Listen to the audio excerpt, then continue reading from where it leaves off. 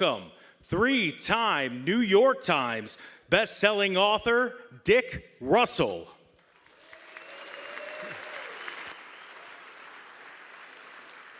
Hi, everybody. This is an amazing crowd. I just came in today from LA.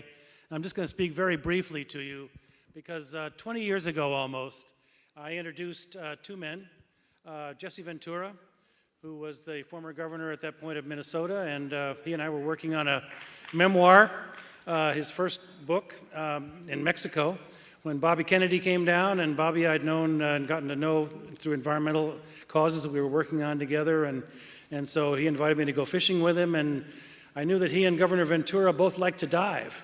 And so I introduced the two of them, and they went diving the next day, and hold a little closer, all right. So anyway, I came up from LA today because here they are together again, meeting for the first time since that day almost 20 years ago in Mexico.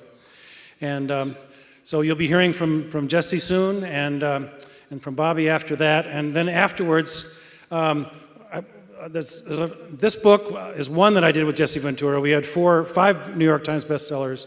This one was called American Conspiracies. We didn't have enough of the memoir to send here. And this is my biography of Bobby Kennedy, which I just came out a few months ago.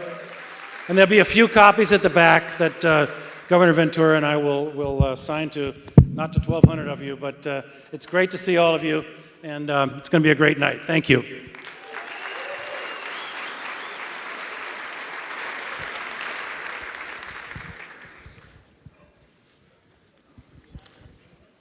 Just a few months ago, Robert F. Kennedy Jr. declared his independence.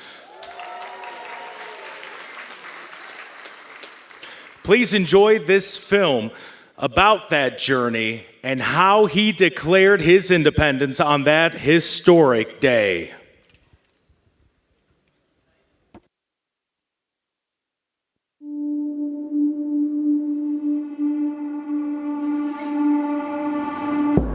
This is a day of affirmation, a celebration of liberty. We stand here in the name of freedom. We are committed to peaceful and nonviolent change. We must recognize the full human equality of all of our people, not just to those of a particular religion, not just to those of a particular race, not just to the wealthy, but to all of the people. We must do it for the single and fundamental reason that it is the right thing to do.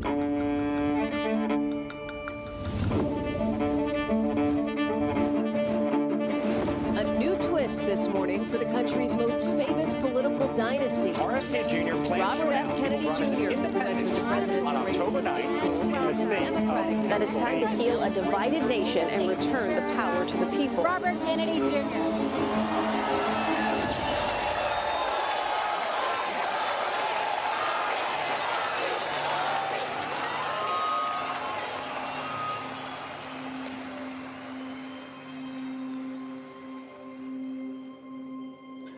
We are told today that our nation is hopelessly divided, but I found something different as I travel this country. I have witnessed an upwelling of optimism that I've never seen before. Something is stirring in us that says it doesn't have to be this way. And so I've come here today to declare our independence from the tyranny of corruption, which robs us of affordable lives, our belief in the future, and our respect for each other. But to do that, I must first declare my own independence. Independence from the Democratic Party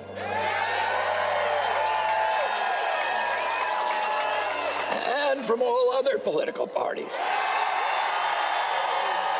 I haven't made this decision lightly. It's very painful for me to let go of the party of my uncles, my father, my grandfather, and both of my great-grandfathers, but my sacrifice is nothing compared to the risk our founding fathers took when they signed the Declaration of Independence 247 years ago. They knew that if their revolution failed, every last one of them would be hanged. They chose to place everything on the line. When John Adams put his pen down after adding his signature to the Declaration, he turned to those present and he said to them, sink or swim, live or die, survive or perish. From this day on, I am with my country. I'm going to make that same pledge to you today so that I can stand before you, as every leader should stand before you, free of partisan allegiance, free from the backroom deals, a servant only to my conscience, to my Creator, and to you. Every president enters office promising to unite the nation and to work with people from the other party across the aisle. None of them ever does it. They can't. They're already chosen a side. Well, I'm not going to have that problem. I'm going to build coalitions from both sides of the aisle. And except for the small minority of public officials who are actually corrupt, I'm going to tell you this secret. They too want liberation from the system that has captured them. And isn't that ultimately what we all want? Liberation from a system that robs us of our wealth, our health, our hope, our patriotism, our ideals, our freedoms, and ultimately our sense of ourselves as a good and capable people. Is healing our divided nation possible? Let's go take back our country. God bless you, and God bless the United States of America. I am a real American, fight for the rights of every man. I am a real American, fight for what's right, fight for your life. Ladies and gentlemen, please welcome the former governor of Minnesota and WWE Hall of Famer, Jesse The Body Ventura.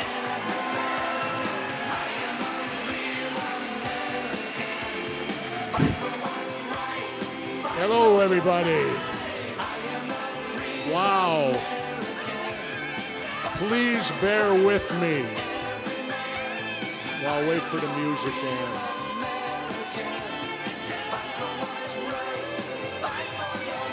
That's good. There we go.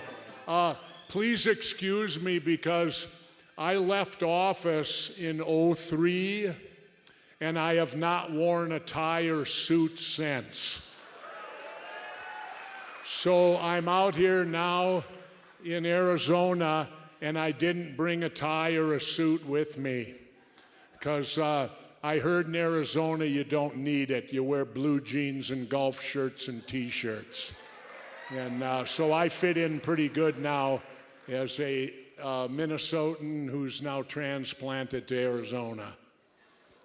But anyway, I'm here in support of Robert F. Kennedy's bid for President of the United States. And I support this because I have been a person of the third party my entire political career and my entire adult lifetime. I go way back. I voted for John Anderson back in 1980, for those of you that are old enough to remember that. So I have been a third-party person my entire life. I support the third-party movement. Ralph Nader had it best when he called it the two-party dictatorship, because that's what it is. And you're seeing right now, the very reason we need to elect somebody other than Democrats or Republicans. And that reason is this. You're seeing it right now with this border bill where they put their party before the country. Bear that in mind. Democrats and Republicans always put their party first, then it's their money bag donors that give them the money. And let's see, we the people, we could end up about 4th or 5th on the list. But rest assured, it's their party first, not the country. And you're seeing that right now. They could pass this bill, but they're not doing it. Why? Because of party politics and an election coming this fall. So let everybody suffer while they put their parties first. Well, that's why we need to elect independents. I won the election in Minnesota. I took on the Democrats and Republicans. And I was talking with Bobby earlier, and I think I amazed him a little bit when I told him I only raised $300,000 to become the governor of Minnesota. I can tell you this. I made more money doing the job than what I spent to get it. There isn't an elected official in the last 100 years to a major office who can say that. I made more money doing the job than I did spent to get it. And that's what you're looking at today. You talk about wasteful spending. How about the wasteful spending on these political parties? And the money that just goes down, for lack of a better term, down the toilet with this fundraising and all that stuff. I don't need that. And Bobby doesn't need it either. Bobby will make it on ideas. That's what I ran on in Minnesota, ideas. And the people responded. The voter turnout rose and went sky high in Minnesota. Bobby can do the same thing nationally. He can, if all we need is for people to believe, and I'm your example. I beat the Democrats and Republicans at the same time. They can be beaten. They can be beaten. And how you beat them is with ideas. How you beat them is with people responding to those ideas. And how you beat them is by putting America first. The United States first, not yourself. This isn't about yourself, and this isn't about your political party. It's about our country. And right now, our country needs Robert F. Kennedy Jr. And all third-party candidates. I believe it was John Adams warned us. He said, when political parties take over the government, say goodbye to the government that you know. Well, he warned us, and we're on the brink right now, because these two dysfunctional parties that are running this country, they've been doing it now for, 50 years or more, and with the same results. And they don't have you in mind. They got theirselves in mind. So we need to elect people who truly understand what public service is about. And when you talk, I'll say this to you, and I'll finish with this. Imagine the world we would live in today if the two Kennedys would have lived.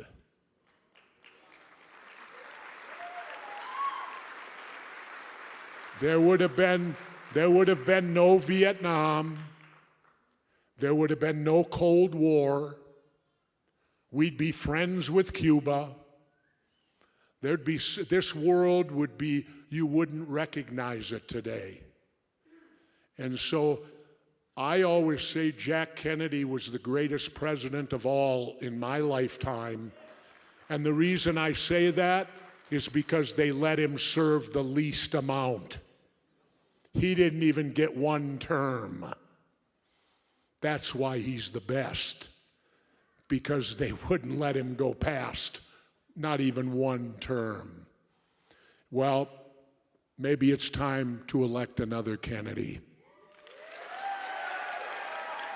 And so on that note, please let me introduce to you a friend of mine, and I'll go back the many 20 years ago when they came to me and Robert's son Connor had a dream. And I had a chance to fulfill his dream. And his dream was a simple one. He wanted to go scuba diving or diving with an authentic Navy frogman. Well, I provided the authentic Navy frogman, and Connor and I had a great day diving down in Cabo San Lucas at Land's End. I'll remember it my whole life, and I sure hope Connor does too. But on that note, let me introduce to you who I hope is the next President of the United States, Robert F. Kennedy Jr.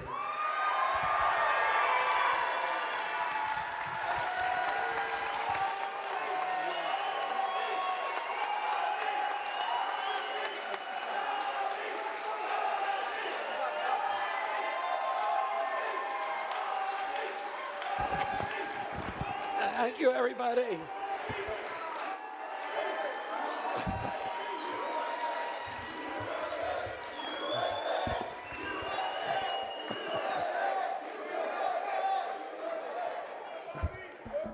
Thank you, Tucson. And thank you to my friend Jesse Ventura. As he said, and as Dick Russell said, I met Jesse for the first time in 2004. My kids were ecstatic about the idea of going scuba diving with him. My son Connor was then 7 years old. And we went out and we spent the day on a boat and we did a bunch of dives.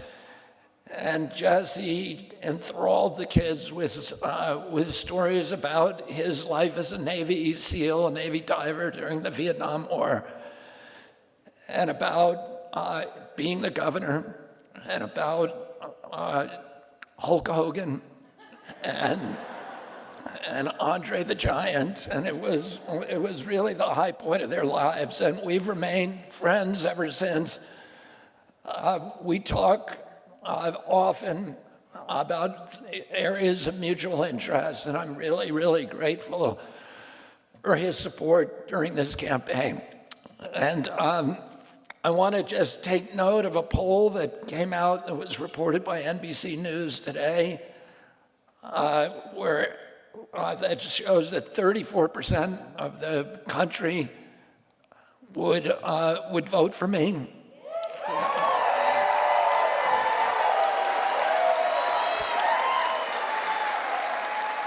And I got, which is more interesting, I got a really fair interview and a really good story on NBC Nightly News, which is another first. And NBC Nightly News declared that it is no longer a two-man race, that it is a three-man race.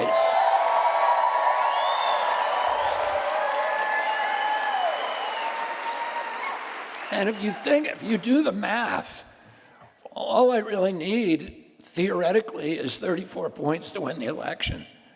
Because if it's a three-way tie and I get 34, it's winner take all. So, I'm really, really happy to be here in Tucson. I want to talk about something tonight, about an issue tonight that I saw 2 days ago, a Tucker Carlson show where he interviewed a former pharmaceutical executive named Callie Means, who I had never heard of before. But it's a fascinating interview, and Tucker tweeted the whole interview on his X account. And I would urge you to go and look at it. And Callie Means said many of the things that I've been saying since the beginning of this campaign and for many, many years. He was talking about the stranglehold that the big pharmaceutical companies have on American democracy and what it's doing to the chronic disease epidemic in this country. And he talked, the subject of it was Ozempic, which is the obesity drug. And what he said is that Ozempic, now diabetes, is costing our country more than the defense budget. At 30% of children now have, 30 to 35% now have juvenile diabetes. What he pointed out was that 20 years ago, a pediatrician who would typically see maybe one diabetes case among children in their whole life. And today, 1 out of every 3 kids who walks into their office has diabetes. And 50 to 60% of adults have diabetes. And he also makes the connection that Alzheimer's, the epidemic that we're having of Alzheimer's in older people, and even now in young people, they're getting teenagers getting Alzheimer's. But that's diabetes related. And virtually everybody who has Alzheimer's or serious dementia also has a diabetes diagnosis, and researchers and scientists are now characterizing Alzheimer's disease as type 3 diabetes. And it's all because of cellular dysregulation and the destruction of the energy centers of the cell, which are the mitochondria. And it's happening because we are mass poisoning our population. And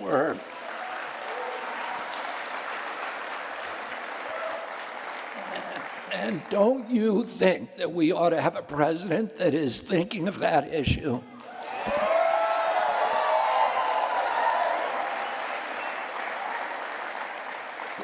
So when my uncle was president, 4% of our GDP went to healthcare. And today it's 20% and it's rising exponentially. It is the biggest economic drag on America. And just the cost, the dollar cost, without talking about the injuries and the impediment to personal development when you have chronic disease. We have a whole generation now that is damaged.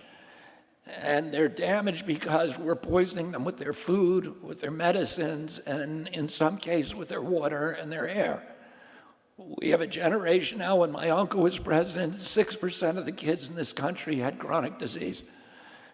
And by chronic disease, I mean obesity, neurodevelopmental diseases that we've seen explode, ADD, ADHD, speech delay, language delay, tics, Tourette syndrome, narcolepsy, ASD, autism rates have gone from 1 in 10,000 in my generation. So my 70-year-old men, according to CDC, my generation, 1 in 10,000 has full-blown autism. By full-blown autism, I mean nonverbal, non-toilet trained, and with these stereotypical behaviors, stimming, toe walking, hand flapping, head banging, and the tactile and audio sensitivities. 1 in every 10,000 men my age look like that. In my kids' generation, it's 1 in every 34. 1 in every 22 boys. Nobody's asking why this is happening.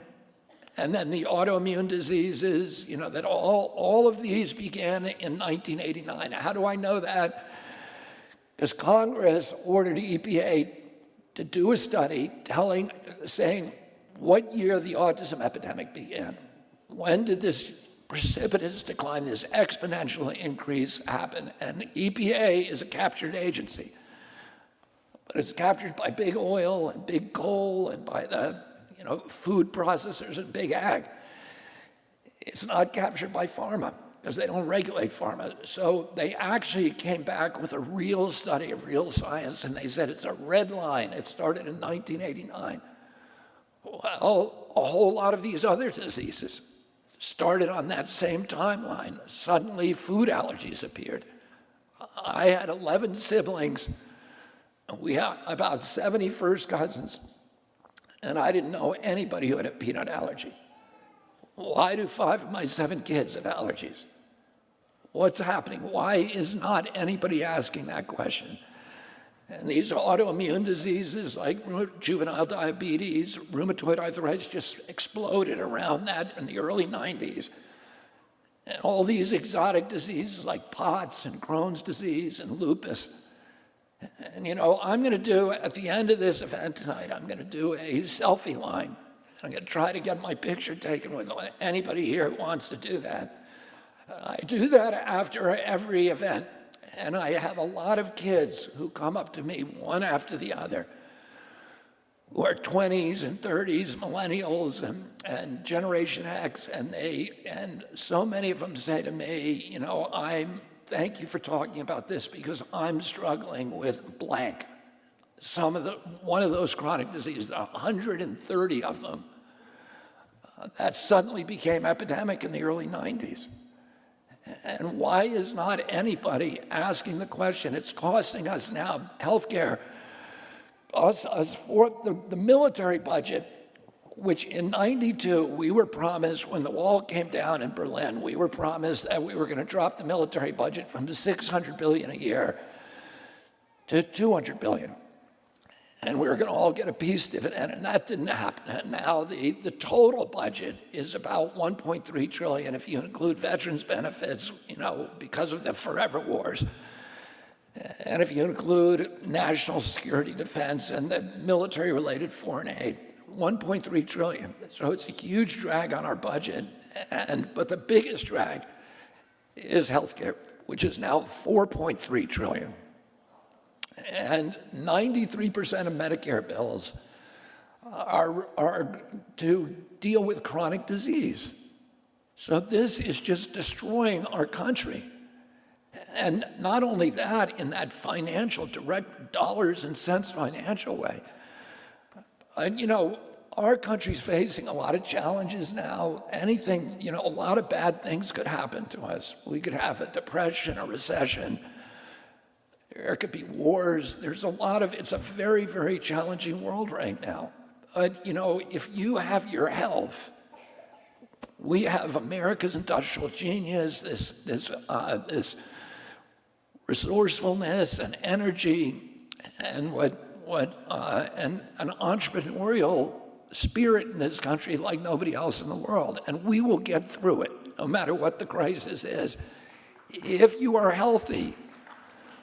But if you don't have your health, it's soul-crushing. And, your dependence on the drugs and the pharmaceutical companies, it's really, really damaging to our nation. And we need a president of the United States who's going to end it. And who's going to...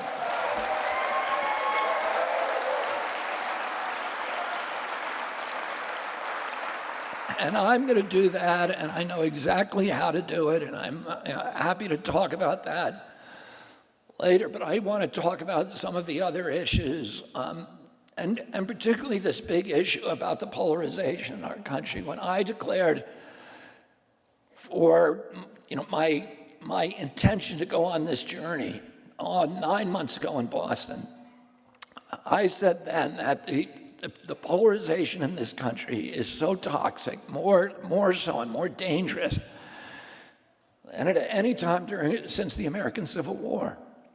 And it's orchestrated. We are kept at each other's throats. And it keeps us from, it's like the jangling of the keys strategy that everybody is saying, oh, look, you should hate Republicans, you should hate Democrats, you should hate blacks or whites. And it's like jangling the keys over here while they're robbing the bank over here. And, when the king and queen look out over the parapet of their castle and they see all their subjects fighting each other, they go back to the banquet hall and they pop champagne corks because they know nobody's coming over the wall for them. And what I said when I declared is over the next months of this campaign, I think it was 18 months at that point, and over the 8 years of my presidency, I'm going to end the rancor. I'm going to stop feeding into the vilification, the demonization of other Americans. I'm going to find those issues that those values that we all share in common, rather than focusing on the little issues, the little culture war issues that keep us all apart.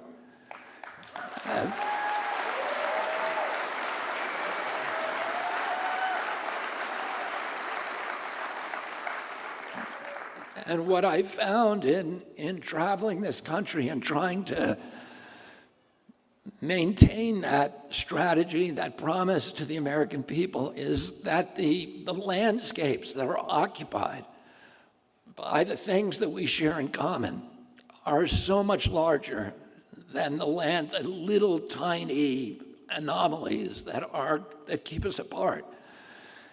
And when I'm touring the country, I find so many things Americans agree on.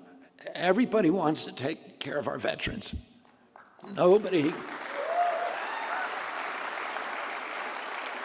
Nobody likes the facts that the wives of veterans and their children or their husbands are eating in food kitchens today. Now we have this epidemic of PTSD in this country, and nobody's doing anything about it.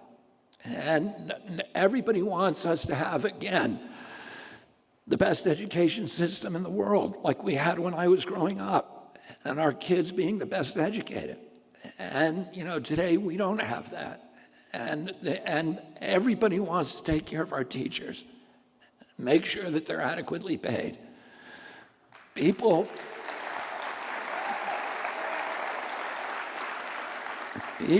want school choice in our country so that you don't get locked into a bad school and told there's no alternative, so that we have a market at work where the schools are working for us, and that the ones that are best are going to be able to draw the students. And I support public school education, but charter schools are public schools too. And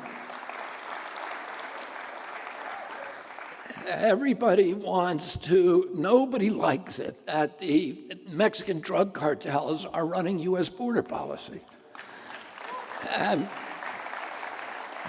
this was initially a divisive issue.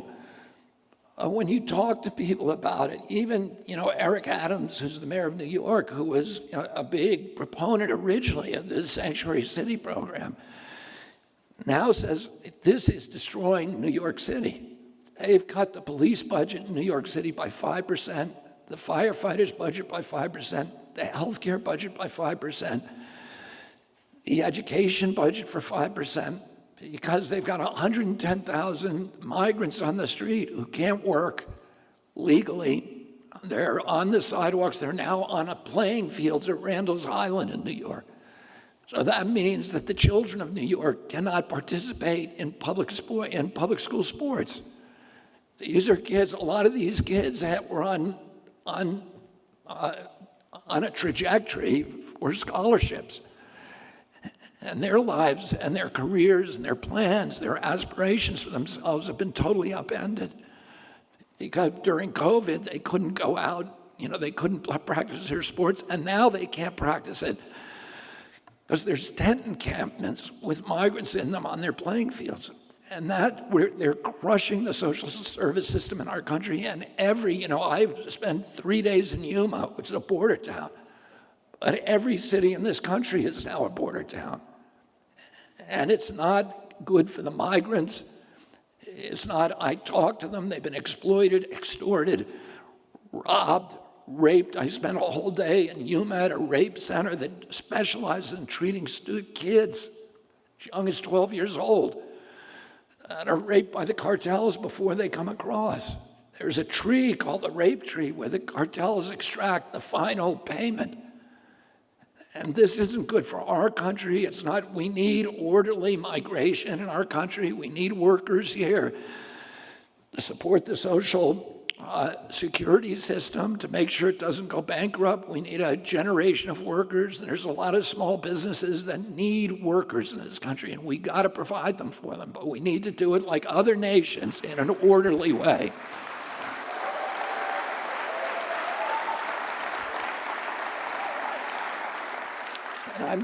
Tomorrow I'm going to spend another day at the border. Here in Arizona, and we had 32,000 people come in the last week illegally across. We've had 7 million in the last 3 years, and there's no country in the world that can survive this. We all need to start thinking about the United States of America and building something for our children here.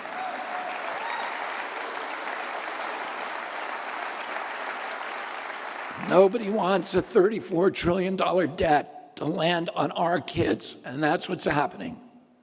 And, everybody wants to unravel the national security state, unravel the war machine, bring that money home and reinvest in our industrial infrastructure in this country and in rebuilding the American middle class.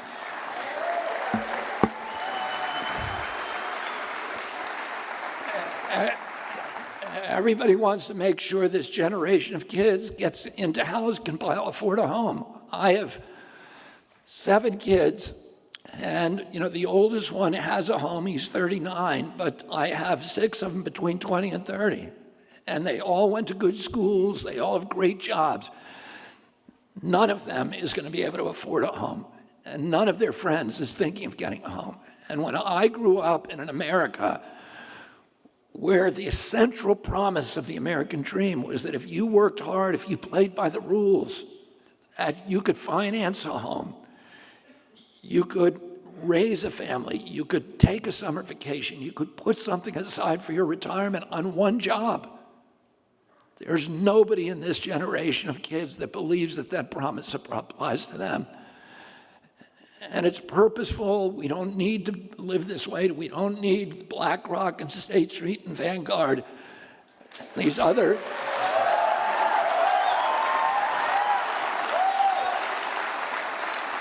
companies that own 89% of the S&P 500, the companies that profit from the war machine. They own, Northrop Grumman and General Dynamics and Raytheon and Boeing and Lockheed, and they got the contracts to destroy Ukraine, and they got the contracts to rebuild it, which is going to be $500 billion. And they're the biggest donors to the Democratic and Republican Party, which are now both the parties of war. And they own all of our business, and now they want to own all of our real estate, including single-family homes. And our kids cannot afford to get in a home. We need to end that.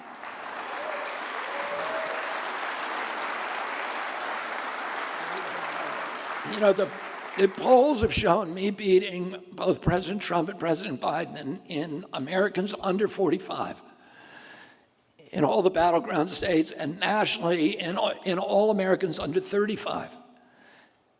And you ask yourself, why is that? Because they understand I'm the only candidate who's addressing the issues that are critical to them, the chronic health crisis and the housing crisis.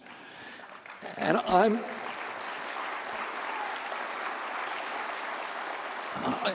as president, I'm going to focus, beginning on day one and every day until it's accomplished, to get this generation into houses.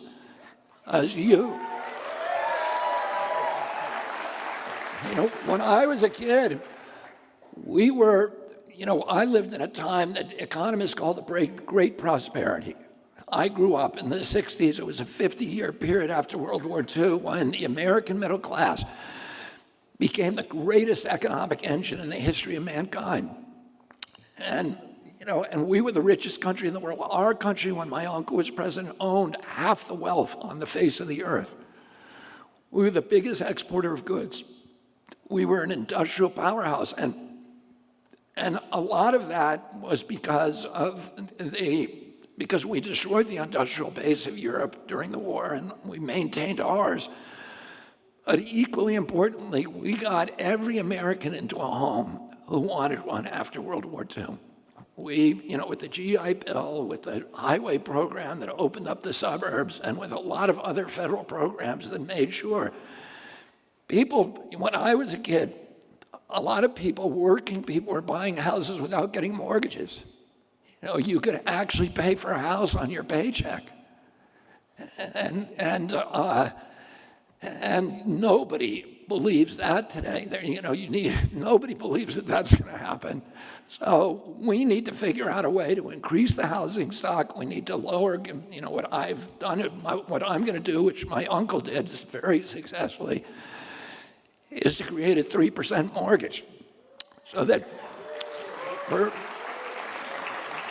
because if you own a home, you care about your community. You care about your police, you care about your schools, You care about your health care in that community. You care about your neighbors. You care about the appearance of your property. You're part of that community. But more important, you have an entree to the capitalist system because you can borrow money. If you own equity, you can get a second mortgage. You can, and you can pursue your entrepreneurial impulses. If you want to build a yoga studio or a bowling alley or a restaurant or a bar or a bookstore, you're able to do that. And that's why, after the war, about 80% of American employment came from small businesses, because you had this ferment of economic activity where Americans, pursued their what Franklin Roosevelt called America's industrial genius. These entrepreneurial, desires that are the character trait, the principal character trait of our people. Even today, 52% of employment or 52% of the economy and 75% of jobs in this country are small businesses. And we're in the process of destroying them. And you look what happened during COVID, where two presidents, a Democrat and Republican, shut down every business in this country. 3.3 million businesses for 2 years. And they left open, who did they leave open? Amazon. Which taught us, how to, listen, Amazon, I didn't know how to use Amazon prior to COVID. And it's magical. You just see a picture of something you like and, you hit send and it's in your driveway the next day. But there's a price that was paid. 41% of those businesses we close are never going to black-owned business, 41% will never reopen. And all of us can name retailers, restaurants and other shops that closed and never reopened again. And these were the people who were paying local taxes in this community. These were the stores where they had plaques of appreciation from the local Boy Scout troop. They were the stores that were, for me, they were hiring my kids during summer vacation. They were giving them jobs. They were paying for my kids' hockey jerseys. They were paying for their Little League uniforms. Amazon's not doing that. And Amazon's not paying local taxes. But at least they're paying federal taxes, right? No. Last year they paid 0. Oh, they're doing it right in front of us. They're just strip mining our wealth during COVID.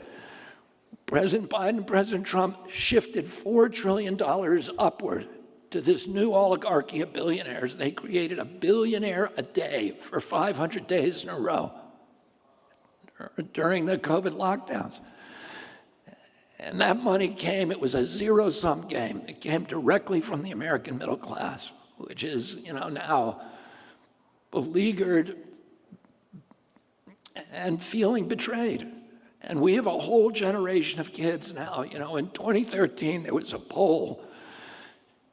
To me, this is heartbreaking. There was a poll in 2013 that asked people under 35, Americans under 35, whether they were proud of the United States of America, and 85% said yes.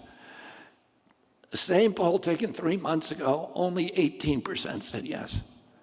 So somehow, during the terms of these last two presidents who now want to claim the office again, the young people, the most important people in our country, the young people who are the future of America's future, have completely lost their pride in our country and their faith and their hope in their own futures. And what I can tell you as President of the United States, I'm going to give them that pride back and that hope back.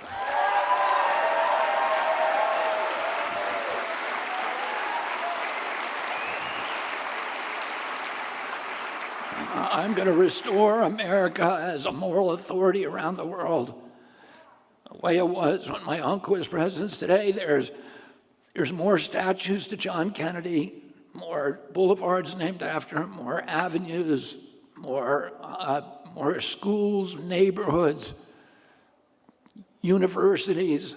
than any other president of the United States in Africa, Asia, Latin America, and probably more than all the presidents put together. And the way they do that is because he kept us out of war. He said, I don't want poor kids in Africa, when they hear the United States of America, to be thinking of a man in a uniform with a gun. I want them to think of a Peace Corps volunteer. I want them to think of the Kennedy Milk Program, which gave nutrition to millions, hundreds of millions of kids around the globe. I want them to think of the Alliance for Progress, the USAID, which he created, both of those agencies, to put America on the side of the poor in those countries and on the side of building a middle class like we had here, which is the fulcrum of democracy. And people understood that around the globe, and it made our country beloved. I don't know where we are on time here. I'll tell you this story.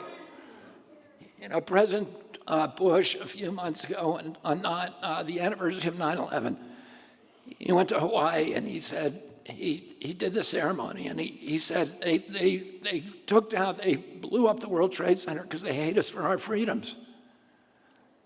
And I sat there and listened to that, and I was dumbfounded, because that is what George Bush said immediately after 9/11. And the Democrats at that time shook their heads and said, that is total baloney. Osama bin Laden said the reason he took down he blew up the World Trade Center was not because he hated us for our freedoms, but because we had put U.S. bases in Saudi Arabia right next to Mecca, and the Quran requires any infidel soldiers to be expelled from the land of Mecca. Osama bin Laden said previous to that, he had loved the United States.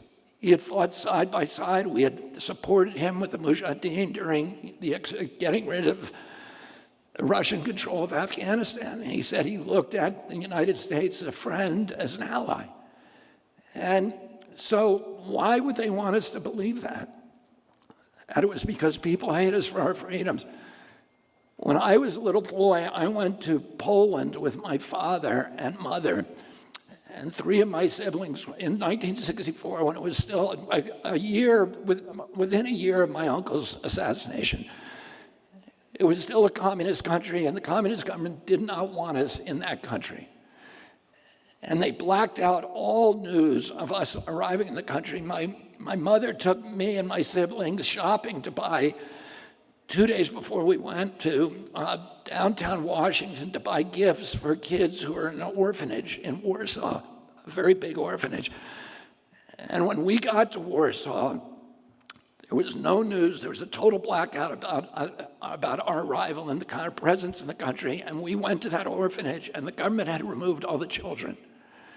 And because they didn't want the Poles to have any contact with us. And then the next day, we went to Krakow to meet the cardinal in the Cathedral of the Black Madonna, who was a living saint.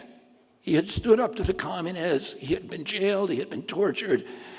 He had endured this suffering with such piety that he had inspired a religious resurgence in the Catholic Church in Poland, and he was a national hero, and everybody knew that as soon as he died, he was going to be beatified by the Catholic Church. So for me, as a little Catholic kid, and for my siblings, it was, we were reading the lives of the saints every night, and here we were going to meet a real Catholic saint.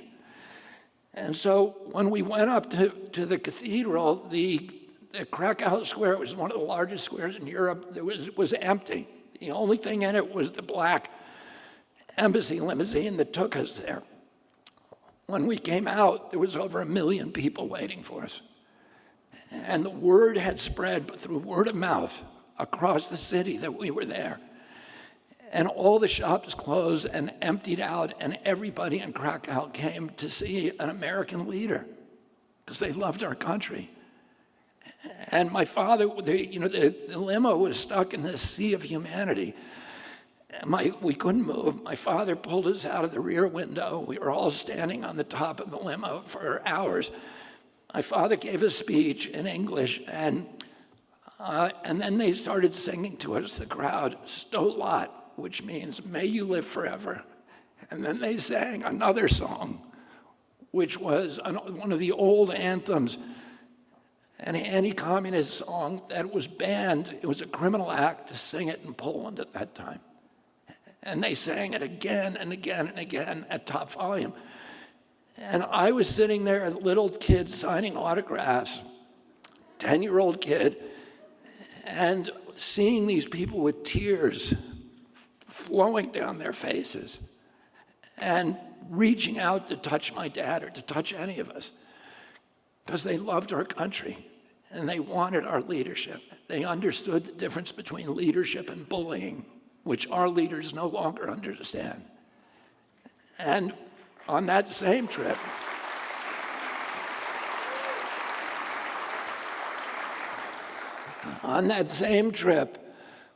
we went to France and Germany and Greece and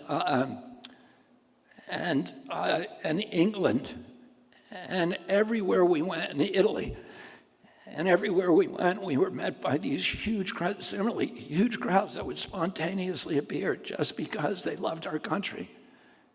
They didn't hate us for our freedoms. They loved us for our freedoms. And we betrayed those freedoms, and that turned the globe against us. And and our kids now, for good reason, feel betrayed by our generation, betrayed by our country, and they've lost faith in our country. And my principal job as President of the United States is going to be restoring faith in this generation of kids so they can rebuild an America.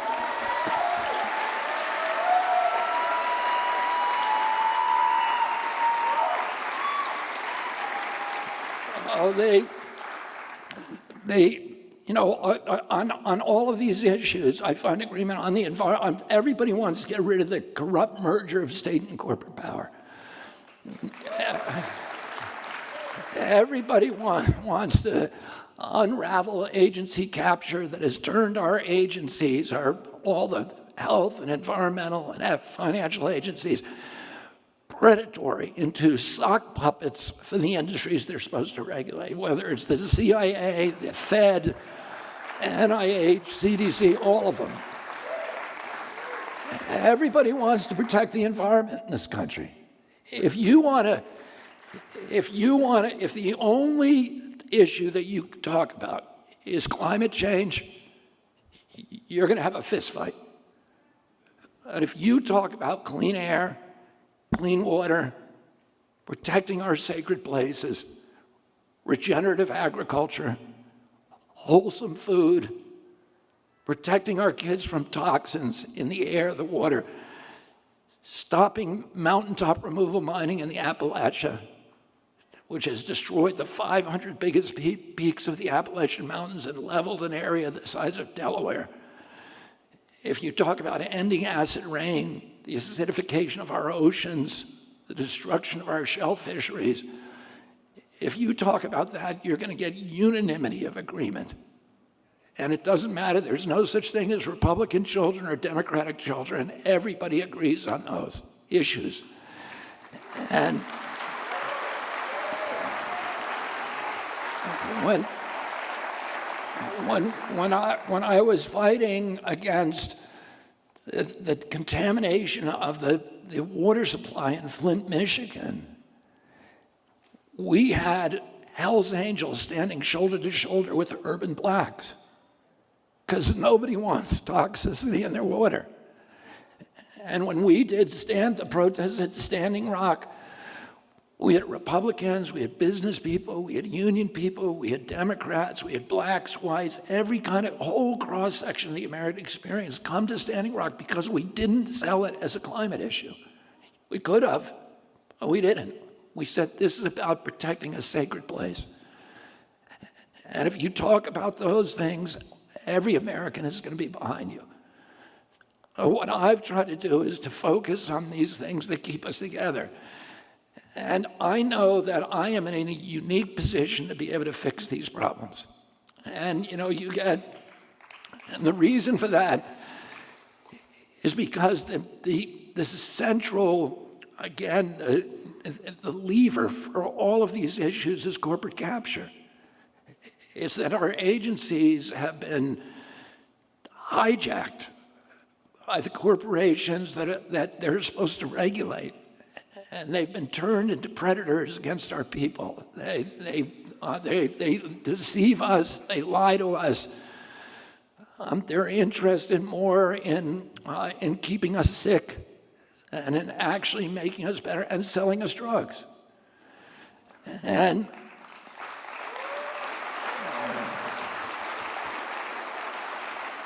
doing favors. And I've spent my career, 40 years, litigating against these agencies. I've sued almost all of them. I've sued CDC, FDA, NIH. I've sued EPA probably more than any other attorney in this country. I've sued the USDA, which, USDA, the Department of Agriculture, was created to help the small farmer in this country and to ensure the integrity and the wholesomeness of our food supply. And USDA's function today is exactly the opposite of that. It's about wiping out small farmers, destroying our soils. It's about industrial agriculture, providing us not food, but commodities. And today, you have to eat 8 carrots to get the same nutrition that I got when I ate 1 carrot as a kid. And the 8 carrots you eat, they are loaded with glyphosate and neonicotinoids and atrazine and a whole list of things that are poisoning you and aggravating this chronic disease epidemic. And that's the function of USDA, and I'm going to change that.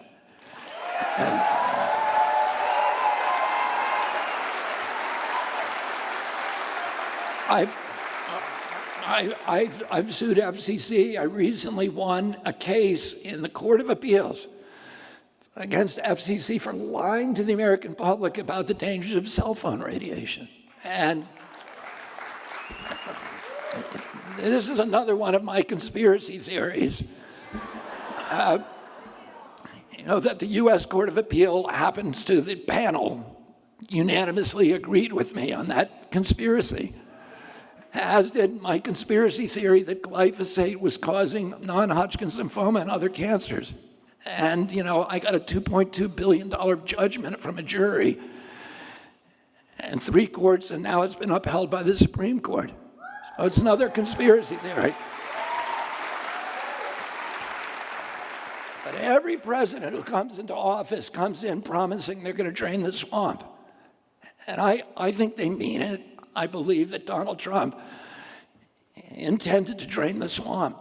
Then they get into Washington and they are intimidated and baffled by how do you repair these agencies? The agency that has the CIA, 20,000 people, some of these agencies, 30,000, and more.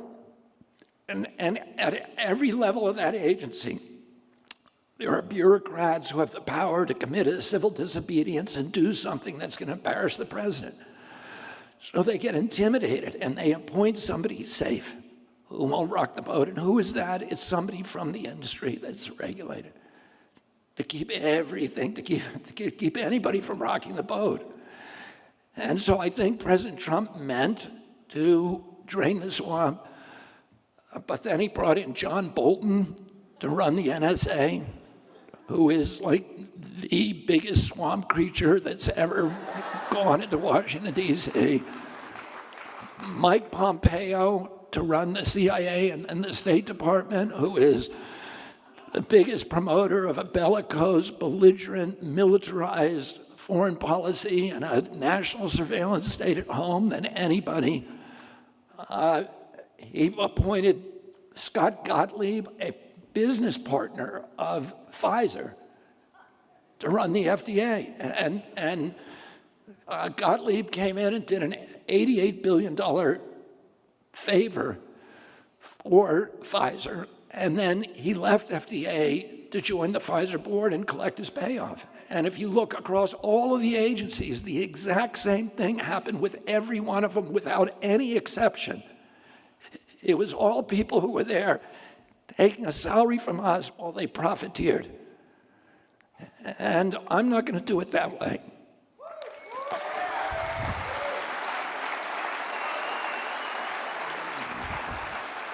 Because I know how to unravel agency capture. When you sue an agency, when you litigate against them, you get a PhD in what the problems are in that agency. And there's many of these agencies that I know, the individuals that need to be moved immediately. I understand the perverse incentive systems that put agency capture on steroids. Why is it that 50% of FDA's budget comes from pharmaceutical companies? Why is it that NIH scientists who work on products that they're regulating get to keep royalties from those products? The Moderna vaccine, just as one of many, many thousands of examples, is owned by NIH. So NIH is getting tens of billions of dollars from it in royalties. And there are 6 individuals at NIH who worked on that product who are now getting $150,000 a year forever. Not for life, forever. As long as mRNA products are on the market, they get that payoff.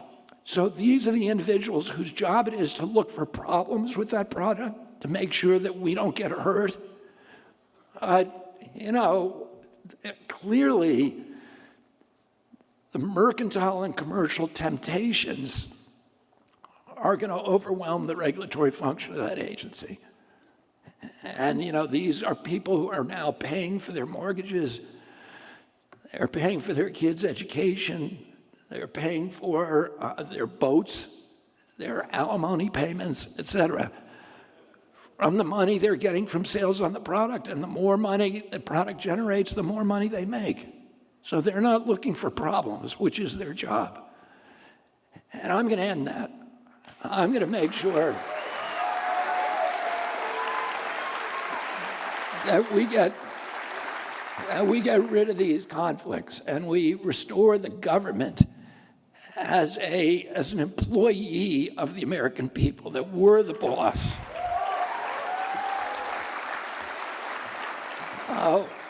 I can do it when I get in there, but I can't do it alone. I need your help. I need to build an army. And in this state, we need several thousand. How many signatures do we need in this state? 46,000, which means we have to get about 70,000, because we need a cushion, because the DNC and the RNC are going to come in at the last minute and they're going to challenge every signature. So if you don't sign your signature the same way it appears on your license, they're going to throw you out. And they're going to go through them with a fine-tooth comb. So we get 60% more than we need. And we got a lot of wonderful volunteers in the state. And we're going to be able to get all the signatures, but this is a key state for us. It's a battleground state. We have a very good chance of winning Arizona. It's got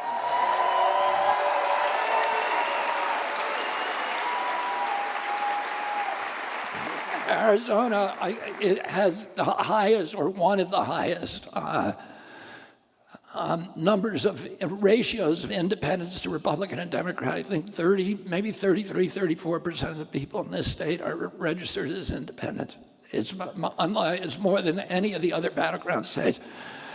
So we have a very, very good chance in this state, but we need your help. We need you to sign. Make sure you sign our ballot initiative clipboards that people have on your way out. And if you're willing to volunteer for us, do that. And then, just generally speaking, the group that, I'm beating President Trump, President Biden, and young people. I'm beating them in independence. These are 2 of the key bellwether demographics. The one group that I don't do well in is baby boomers. And I think it's because they get all of their news from MSNBC and CNN and ABC. And so, if you're a kid, what you need to do is tie your parents down and make them listen to a Joe Rogan interview.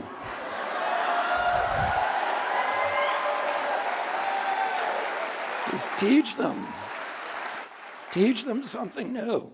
So, and you know, to the extent you can do it, wear some Kennedy merch, wear a hat, wear a shirt, wear a button, and when people ask you, are you voting for that guy? I heard that he's a crazy person. You can say, just listen to Jordan Peterson or Aubrey Marcus or Lex Friedman or All In podcast. And what we find is that again and again, kids come up to us and say, I converted my parents. I made them listen to a podcast of you, and now they're, so we got 9 months to make some inroads with the baby boomers, and then we win the election. So,